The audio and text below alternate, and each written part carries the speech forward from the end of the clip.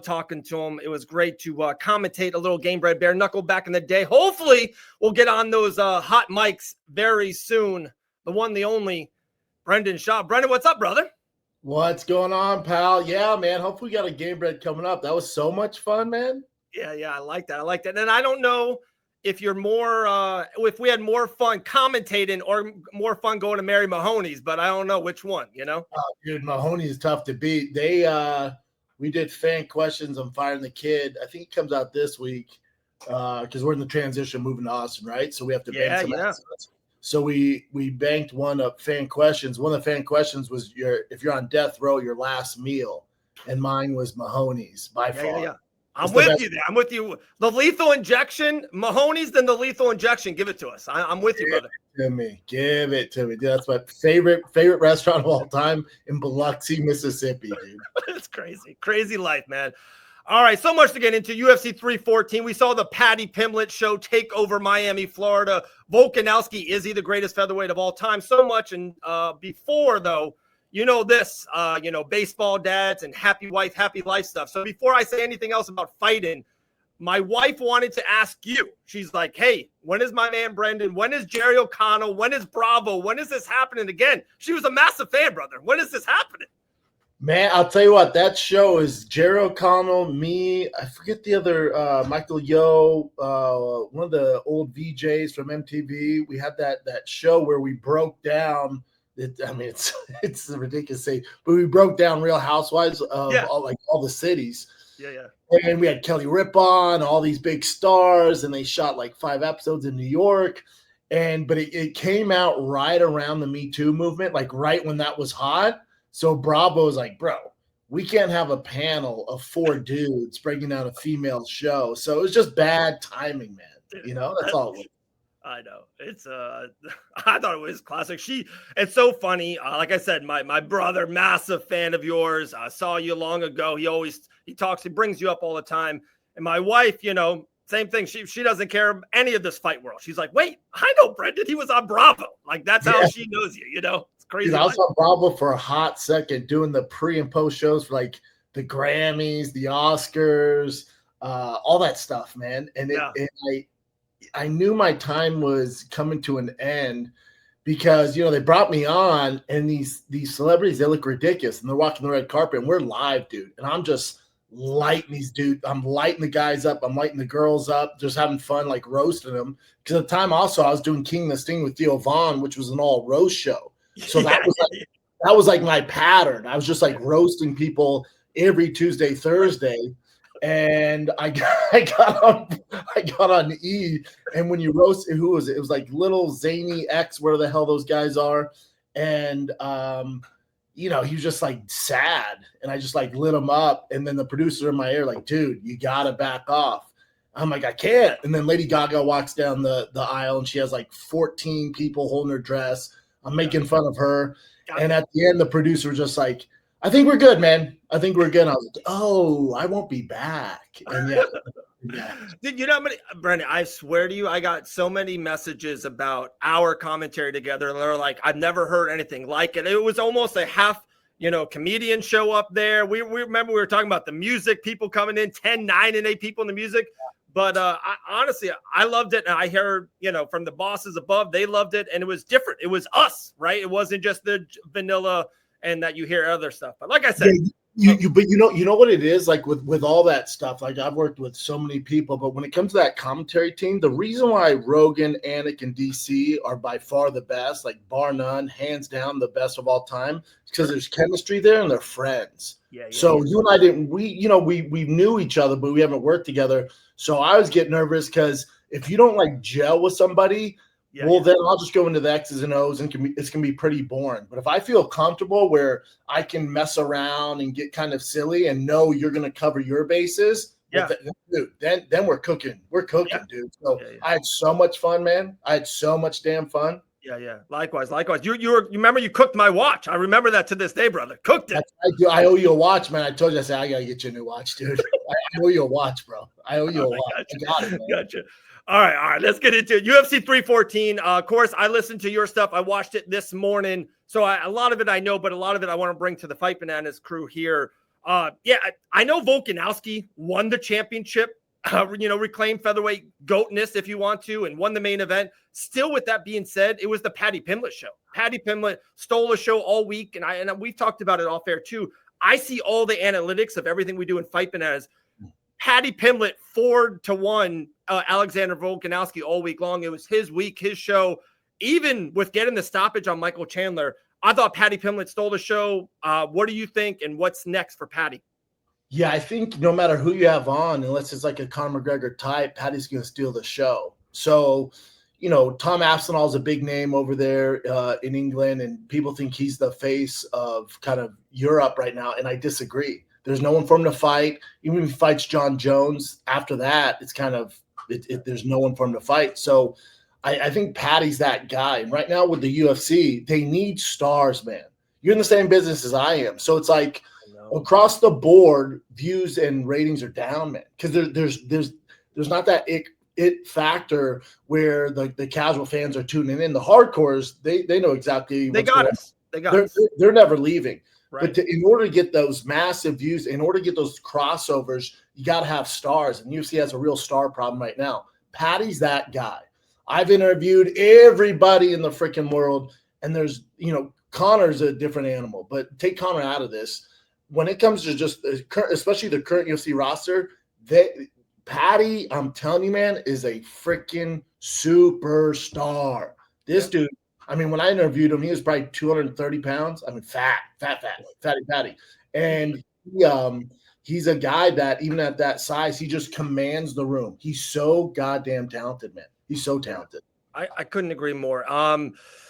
With that being said, not to mention, he has his haters. That's what you want. You need that. Yeah, Conor has that. John has that. All the stars has that. I don't know a lot of hate on Aspinall, and that's probably why he's not as big a star as he is because he's such a good person. Great point. But you want people to care. They're tuning in whether you lose or whether you win. It's a Floyd Mayweather effect.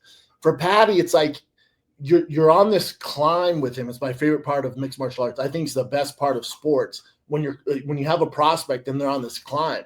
And for Paddy, it's like the UFC is doing it right. They learned from their mistakes with Darren Till. They've learned from their mistakes with Sage Northcutt. So they're slowly building him up, and he's passing the test. And the naysayers like, he won't beat Bobby Green. He won't beat the King.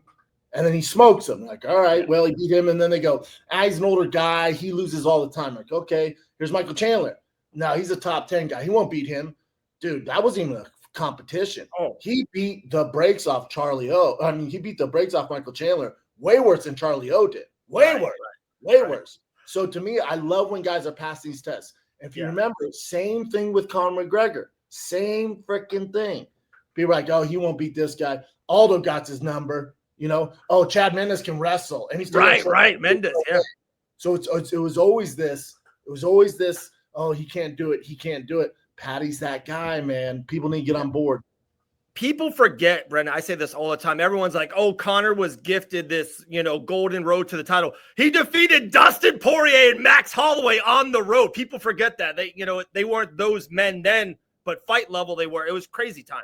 Not to mention Chad Mendes on short notice and had a torn meniscus and got taken down. Lost that first round, kept getting taken down. And people are like, this is the one. They knocked homeboy out. No, you can't take it from. Listen, Conor has his issues now, but no. It's wild. Like I said, I always listen to your stuff, always watch your stuff. And I know for us too, like you said, we're in, the business of watching, clicking and posting. Conor's always great for that. But I for the last 6 months, I think ever since the Chandler and then a little bit even after that, I thought, but everything he's doing over there in bare knuckle, I'm like, this guy's never coming back, Brendan. He's never coming back. He's going to be president. I think he's never coming back to us. I don't think he is ever. I know, and I can't tell if my bias is hanging on to that, but I also think there's a chance, and Paddy's that guy that I think he would take the chance on. Now the plan was for him to fight an older Michael Chandler like Paddy did, right? And Chandler wasted 2 years of his prime in that, or whatever he had left of his prime, wasted waiting around for Conor because that's the big payday. So that's how that was supposed to go, and Conor probably beats that Chandler that showed up last Saturday night. Yeah, I agree. But now there's a glitch in the video game. You got this Paddy Pimblett in there, and Paddy's this guy where even the fans do this. They're not giving Paddy credit. So I think for Conor, he goes, hold up. This is the new kid. This is the one everybody's ranting and raving about. I can beat that guy. And he probably can't. He's in for a real surprise. But I think that type of personality will get Conor to maybe get his shit together and fight him. I'm hoping. I've been saying this for 2 years, dude. I'm hoping. I don't know. Yeah. It'll be the biggest fight in the game for sure. A couple little things off the UFC, and we'll get right back in there. And I know you got to run in a little bit. You got another show to do. Everything that you do outside, of course, you were UFC heavyweight, did it all right. But now you're on this side of everything. Yeah. Commentary, podcast, and everything you've done, stage and shows and watch-alongs with Rogan and all that. What is your absolute favorite? If you said, hey, I can just do that one, make $1 gazillion. I can do the truck stuff. I can see baseball on the weekend. If you had just to pick one, what is that one? It'd be a toss-up between the Companions with Rogan. The Companions are so much fun. It's just like the boys hanging out. Companions with Eddie, Brian, and Rogan, like the original OG crew. That's probably my favorite thing to do. And then Fighter and the Kid, like, whether the Fighter Kid makes money or not, I'd do that for life. Like, it's just, it's my comfort zone. And then the Shop Show's been around over 10 years. Like, I love just ranting into the camera, but I don't think much would change if, let's say Jeff Bezos or Elon Musk was like, here's a billion, you're a cool guy. Like, I'd still do podcasts and what I'm doing now, Yeah. Gotta stay busy. I kind of feel the same way. We had a watch along Saturday. We had our guy Grant Dawson in the studio. We just had the best time. It was just, the boys hanging around, watching fights. We were joking. Grant had this line. I'm telling you, we posted it, Brendan. It's up your alley. Another guy, our guy, Coach Mike, asked Grant, he goes, how tall is Paddy? And like Mike's like, I think he was 5'11". And then Grant looks at him and he goes, on Tinder, it said 5'11 and a half. It was so good. That's great. That's on the fly. And then when Rogan moved to Austin, I stayed here. He was like, dude, I'm so busy. He was like, I'm so busy. Why don't you do the Companions yourself? And I was like, yeah, sure. That's easy. But it drained me, man. It drained me. It's right when I launched Thick Boy. I had 6 different shows. I doubled down everything. I was booking all these guests, and it just took the fun out of it. So I think one of the reasons I liked when I worked for Showtime. I liked when I worked for Fox. There's pros and cons, right? I liked when when I can just show up to Rogan's in Austin and it's plug and play, and Jamie's ready to go. You got Eddie there, we got Brian there. I know what they're going to add. I don't have to carry the show. When I started doing it myself, it took the fun away from it. So I kind of just stopped doing it. Same thing with Food Truck. I did Food Truck for 6 years. Yeah, for a minute. I did it for a hot second. I owned all the IP. So when I left Showtime, I was like, I'll just keep doing it. But then I have to book everything. And then I found myself kind of waking up the morning when I had to have Food Truck and it's like, damn, again? So I stopped doing that. I've done it for so long, and I was like, what? I'm just too comfortable. So I just shut it down, man. I shut it down. A question I would love to pick your brain about with us doing, the Game Break commentary and everything that happened. I know you were going to do stuff for the GFL. Like I said, we kind of talked a little bit of off air about that. Mike Perry's thing, Dirty Boxing, PFL, Jake. What's your 2 cents? What does one of these brands outside the juggernaut of the UFC, what does one of these brands need to do to get it right and to be semi number 2? What does one thing need to do? Out of all those names you listed, the only one I would invest in would be Jake Paul because it's so different than the UFC. The rest of these are just knockoff versions of the UFC, and they're trying their best to mimic the UFC. And you're just not going to win that battle, man. It's like coming out with a new brand of cola. You got Coca-Cola, dude. You're not going to be Coca-Cola. So it has to be something so different that the UFC doesn't. With Jake Paul, what he's doing and fighting these guys, like it's so different than the UFC. That's going to draw way more attention. So Jake Paul's doing it right. Listen, with the GFL stuff, like even you texted me like, "Hey, man, you think this is gonna, they're gonna, have events throughout the whole year?" And I don't know.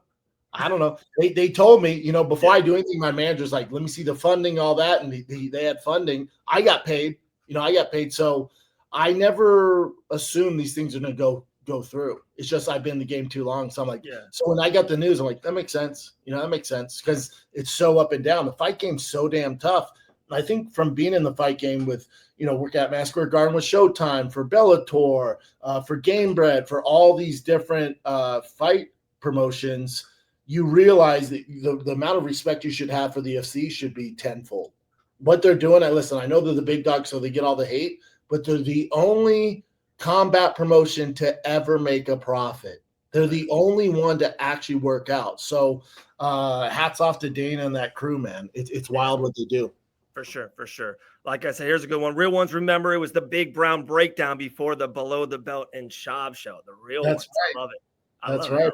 That's my little bro, man. Last one for you. I know you got to run, and you kind of mentioned it earlier. And maybe I showed you this little note before we went on. What can the UFC do about the star power? We got Ian Gary right in a week and a half in Kansas City on short notice again, but a tough matchup. We got Paddy, but pretty soon, right? Poirier's last fight's in 2.5 months. John Jones's last fight's happening sooner or later. Connor's never coming back. What does the UFC need to do? How do they create new stars? Sugar Sean O'Malley's fighting Marab again. That's not great. That's not good. I know that's not good. What do they need to do to get another star or two? I think all major leagues like NFL, MLB, NBA go through this. Like when Jordan retired and Magic retired and Bird, like that whole class retired, everyone's like, oh, they're cooked, they're screwed. With NFL, Tom Brady retires or whoever it is, Barry Sanders, like, oh, they're done. Not really, man. So they'll figure it out. What I would like to see happen, it's a double-edged sword because I think they need to cut down with the 43 shows, back it up and make more quality cards. Yes. And build these stars because it's so spread out. It's so kind of watered down now. It's tough to make stars. They need to go back to what they were doing.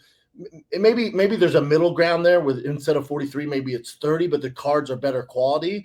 Now, I love having a fight every weekend. I watch it all from the prelims, but I'm different. But I think in order for them to establish these stars, don't have as many, man. You don't need to sign every guy off the Contender Series and then boost them to the top because fans aren't grabbing a hold of them, I think they just need to dial it back a little bit. Now that might mean less money, so it might not make sense business-wise for them. And like I said, I don't want to reiterate something you already said, but it's wild. We look at the UFC 315 card. We're going to call a spade here. It's a bad card. It's a horrible pay-per-view. Terrible. And I've been saying it. I know the fight nights, they're free on ESPN Plus for now, right? They should clean up some of the fight nights, put some of the younger guys. Ian Gary should never be on a fight night. Like that man, how about if Ian Gary and Prates was on UFC 315? Now we're cooking a little bit. It's like we take so much talent. We put them on fight nights, even co-main events. Sometimes their fight nights are pretty solid. And then on the pay-per-views, like 315, it's horrific. It's a bad show, period. Yeah, it's frustrating. 315 is so bad, man. 315 is so atrocious. And I didn't, I was so hyped about 314. And my producer, I'm like, bring up 315, Brad. I'm like, holy shit. That's the worst pay-per-view I've seen in a hot second, man. Yeah, that is bad. The funny thing is, you ready for this? It's going to be even worse for you, B. You had Gilbert Burns and Michael Morales on that. They took that fight off the card. That's main event in the fight night 2 weeks later. There you go. The UFC just kind of like that because it's almost the NFL where the brand is the kind of the attraction now. The Shield. I think they're off on that. I don't think the UFC's there. Now their numbers might beg to differ, but I've seen some stuff and numbers are down. So let's figure it out here. You can't keep just being like, no, we'll just give people whatever they want. They keep paying for it. It's not true. And when it comes to when they're go the gate with the biggest it's ever been in Miami.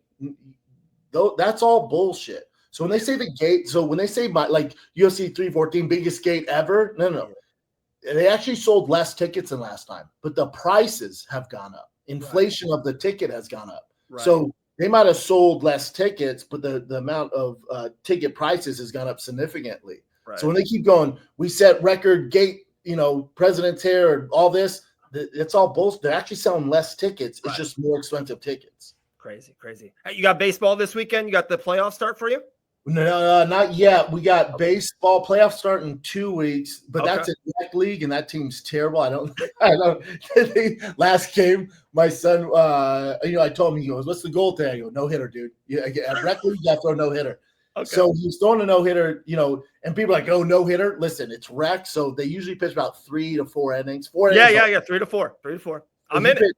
Yeah, he pitched 4. He had a no hitter to the 4th inning, and then this kid, the ball just went through his legs, and he looks at me. He's like, all pissed. I go, "Well, that still counts, dude." Yeah. And so and then a kid hits a pop fly. Kid dropped that. I'm like, all right, bro, that's not a no hitter. But that team's screwed, and so it's a horrible loss, right? We win the whole game, then they lose because the kids make mistakes.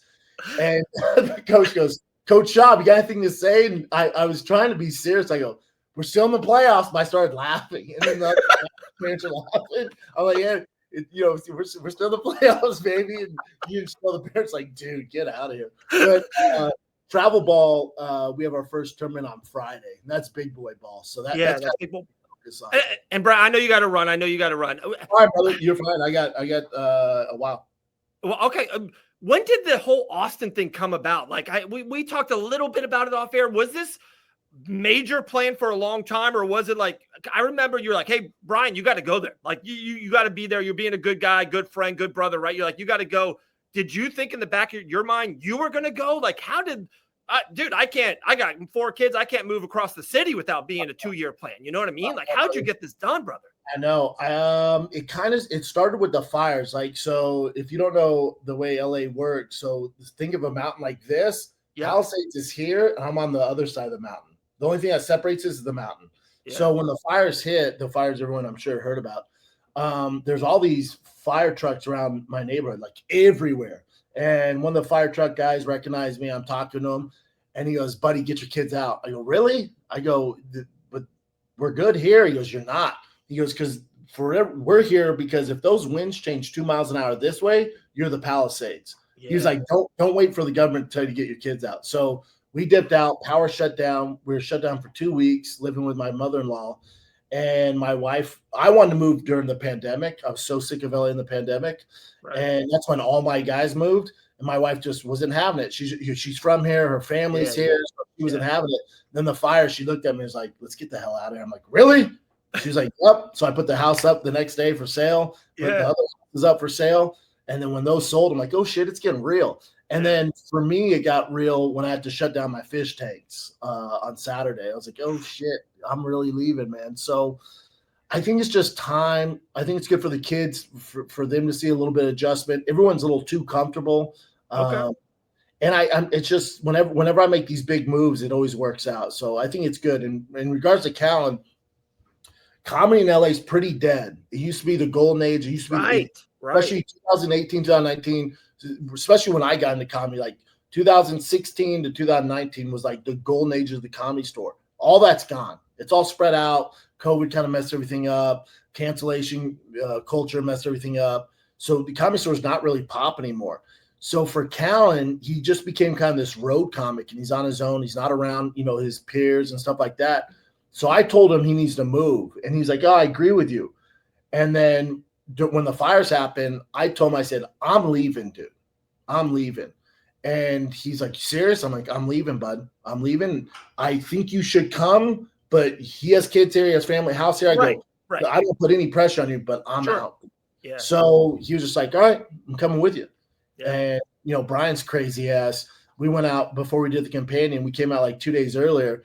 And I do my homework. I went through all the neighborhoods. I looked at probably 30 homes and still didn't make a decision. I had to go back the following week. Brian, first house he looks at, doesn't even tell me, bought the house. Doesn't tell me. And like 2 weeks later, he's like, "Oh, yeah, man, Austin's great." I'm like, "What the fuck you mean?" He's like, "Oh, I moved." I'm like, "Oh, my God, dude, I got to go to the studio still." He's like, "Really?" He's like, "How long is that going to take?" I'm like, "Right to May, dude." Yeah. It takes a minute. And he's going back and forth. So, it's a big move, man, but I think it'd be good for us. I love it, man. Hey, B, always appreciate you. Appreciate your time. I'm still staying true. 2027, the No BS show. Okay, that stuff's coming. B. Let me know, brother. Let me know, man. I love that. That'd be fun, I'm flying from Daytona to Austin. I'll be home. I'll tell the wife and kids I'll be home the next night. You know, no BS. Yeah, get it done, man. Let me know, brother. Awesome, brother. You're the man. Talk to you soon. All right. Talk soon. All right. Be Schaub, guys. All right. Let's bring in L. Dawson.